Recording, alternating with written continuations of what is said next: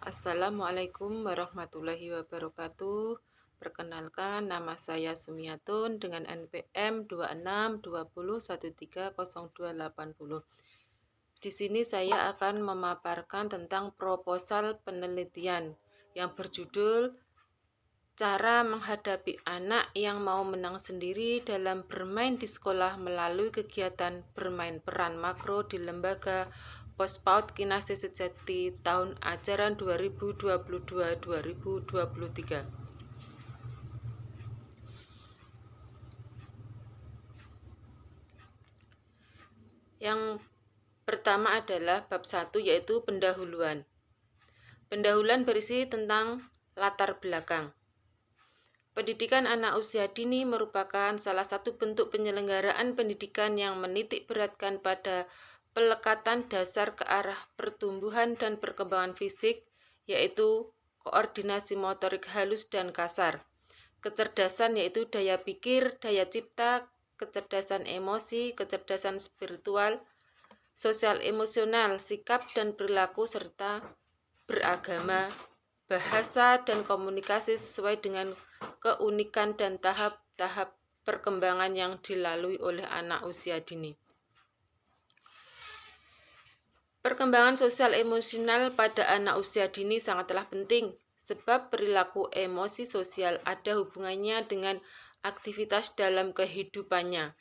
Semakin kuat emosi memberikan tekanan, akan semakin kuat mengguncangkan keseimbangan tubuh untuk melakukan aktivitas tertentu. Jika kegiatan sesuai dengan emosinya, maka anak akan senang melakukannya dan secara mental akan meningkatkan konsentrasi pada aktivitasnya dan secara psikologis akan positif memberikan sumbangan pada peningkatan motivasi dan minat pada pembelajaran yang ditekuninya. Jerner 1995 juga menyatakan bahwa keadaan positif yang dialami anak, di mana anak menyukai, menekuni, dan merasa terlibat dengan apa yang dipelajari, akan dapat mengembangkan kompetensi yang lebih optimal. Dengan membangun ikatan emosional, yaitu menciptakan kesenangan dalam belajar, menjalin hubungan, dan menyingkirkan ancaman dalam suasana belajar, akan meningkatkan peran aktif siswa dalam kegiatan belajar. Sosial emosional pada anak penting dikembangkan. Terdapat beberapa hal mendasar yang mendorong pentingnya pengembangan sosial emosional tersebut.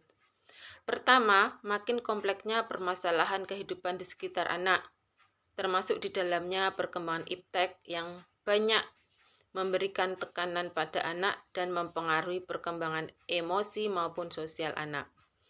Kedua adalah penanaman kesadaran bahwa anak adalah praktisi dan investasi masa depan yang perlu dipersiapkan maksimal, baik aspek perkembangan emosinya maupun keterampilan sosialnya.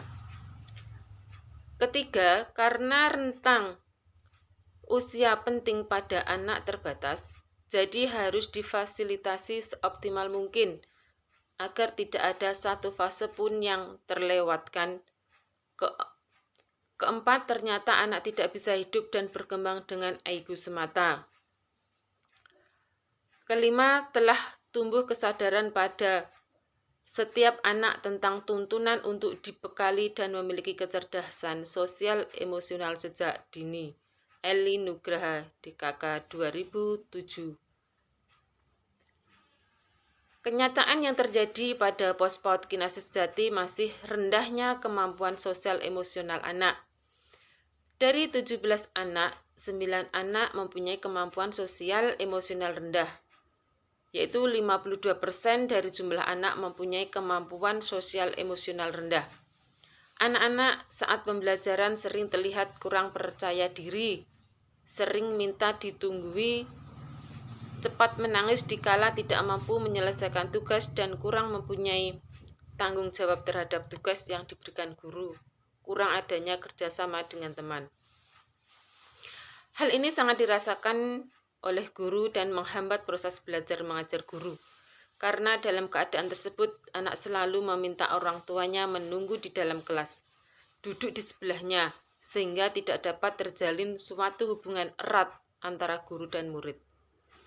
Pada saat guru meminta anak tampil di depan kelas untuk menunjukkan potensinya, beberapa anak tidak mau karena rasa kurang percaya diri anak masih rendah. Dan ada beberapa anak yang maju di depan kelas atau mengerjakan tugas dibantu oleh orang tuanya, disebabkan rasa ketergantungan yang berlebihan sehingga tidak tercipta konsep diri yang baik bagi anak. Melihat permasalahan yang dihadapi guru di kelas dalam kegiatan pembelajaran, maka peneliti mengajukan alternatif pembelajaran untuk mengatasi rendahnya perkembangan sosial emosi pada anak postpaud. Adapun alternatif atau cara yang akan digunakan untuk mengatasi permasalahan tersebut yaitu melalui kegiatan bermain peran makro. Pembelajaran melalui kegiatan bermain peran makro, anak akan menirukan tokoh yang diperankan. Pada saat anak bermain peran, anak akan belajar bersosialisasi dengan teman-temannya dalam satu kelompok. Dan pada kegiatan ini, guru dapat menanamkan perilaku sosial yang dapat menjadi peneladan bagi siswa. Kegiatan bermain peran di postpaud diharapkan dapat menanamkan perilaku sosial pada anak secara langsung berdasarkan pengalaman tokoh yang diperankan. Dari uraian di atas, peneliti akan melaksanakan penelitian tindakan kelas tentang cara menghadapi anak yang mau menang sendiri dalam bermain di sekolah melalui kegiatan bermain peran makro di lembaga postpaud Kinase Sejati tahun ajaran 2022-2023. Pembatasan masalah dalam penelitian ini yaitu supaya peneliti ini efektif dan efisien, maka diperlukan pembatasan masalah. Adapun pembatasan masalah yang dikaji dalam penelitian ini adalah 1. Kemampuan sosial emosional anak dalam kemandirian kerjasama, mampu mengendalikan perasaan dan rasa percaya diri. Yang kedua, kegiatan bermain peran yang digunakan adalah bermain peran makro. Selanjutnya adalah perumusan masalah. Berdasarkan latar belakang dan identifikasi masalah tersebut di atas dapat dirumuskan masalah penelitian sebagai berikut. Apakah dengan kegiatan bermain peran makro dapat mengembangkan kemampuan sosial emosional anak yang ingin menang sendiri dalam bermain di lembaga postpaud Kinase Sejati tahun ajaran 2022-2023. Tujuan penelitian. Berdasarkan latar belakang masalah yang telah dikemukakan di atas, maka penelitian ini bertujuan untuk yang pertama, tujuan khusus, yaitu untuk meningkatkan perkembangan sosial emosional anak melalui kegiatan bermain peran makro. Tujuan umum. Tujuan umumnya yaitu memberi pemahaman bagi orang tua tentang penanganan perkembangan sosial emosional anak yang efisien dan efektif. Manfaat penelitian. Berdasarkan tujuan penelitian yang hendak dicapai, maka penelitian ini diharapkan mempunyai manfaat dalam pendidikan anak usia dini. Adapun manfaat penelitian ini adalah sebagai berikut. Yang pertama, manfaat bagi siswa. Kemampuan sosial emosional anak menjadi meningkat. Anak lebih konsentrasi dalam pembelajaran, dapat bersosialisasi dengan temannya, lebih mandiri dan percaya diri, meningkatkan dan bertanggung jawab. Yang kedua adalah manfaat bagi guru. Yang pertama adalah menambah wawasan guru tentang aspek-aspek yang terdapat dalam upaya meningkatkan perkembangan sosial emosional. Manfaat bagi guru yang kedua adalah memberikan pemahaman bagi guru kegiatan yang dapat meningkatkan perkembangan sosial emosional secara efisien pada anak. Yang ketiga itu manfaat bagi sekolah. Bagi sekolah memberikan masukan kepada pihak sekolah atau lembaga pendidikan untuk mengembangkan berbagai cara pembelajaran dalam meningkatkan kemampuan sosial emosional. Metode penelitian. Metode penelitian yang digunakan dalam penelitian ini adalah PTK, yaitu penelitian tindakan kelas. Menurut Igak Wardani, tahun 2011, penelitian tindakan kelas adalah penelitian yang dilakukan oleh guru di dalam kelasnya sendiri melalui refleksi diri dengan tujuan untuk memperbaiki kinerjanya sebagai guru, sehingga hasil belajar siswa menjadi meningkat. Esensi penelitian tindakan kelas terletak pada adanya tindakan dalam situasi alami untuk memecahkan masalah-masalah praktisi dalam pembelajaran. Penelitian tindakan kelas berangkat dari persoalan-persoalan praktis yang dihadapi oleh guru atau calon guru di kelas. Prosedur pelaksanaannya dapat dimulai dengan analisis situasi, perencanaan, dan tindakan. Pelaksanaan tindakan perefleksian dan evaluasi terhadap dampak-dampak tindakan. Prosedur dapat diulang sampai diperoleh hasil sesuai dengan kualitas yang diharapkan. Penelitian tindakan kelas memiliki karakteristik yang berbeda dengan penelitian lainnya. Adapun karakteristik penelitian tindakan kelas adalah sebagai berikut. Yang pertama adalah masalah yang diteliti berupa masalah praktek pembelajaran sehari-hari di kelas yang dihadapi oleh guru atau calon guru. Yang kedua adalah diperlukan tindakan-tindakan tertentu untuk memecahkan masalah tersebut dalam rangka memperbaiki, meningkatkan kualitas pembelajaran di kelas. Terdapat perbedaan keadaan sebelum dan sesudah dilakukan penelitian tindakan kelas. Yang terakhir adalah guru sendiri yang berperan sebagai peneliti. Selanjutnya adalah sistematika penelitian.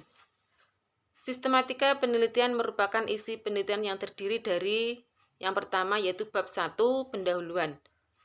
Pendahuluan berisi latar belakang, batasan masalah, rumusan masalah, tujuan penelitian, manfaat penelitian, metode penelitian, sistematika penelitian.